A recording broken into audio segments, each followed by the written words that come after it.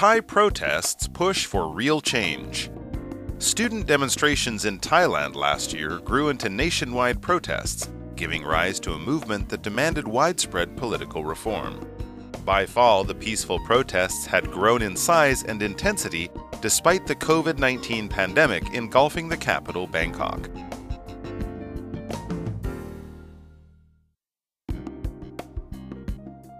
The pro-democracy movement demanded the resignation of Prime Minister Prayut Chan-o-cha, a former army chief who took power in a 2014 coup, along with new elections and changes to the constitution.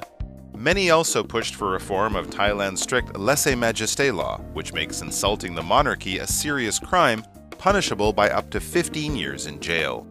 In October, the government cracked down on the student-led protesters, banning the protests with an emergency order and making dozens of arrests.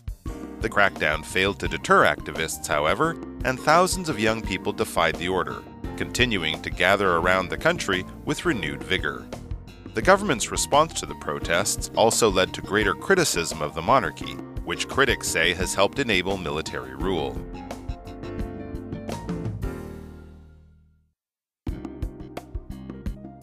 The landmark protests were the latest in Thailand's long history of political difficulties. More military coups have taken place there than in any other country in modern history.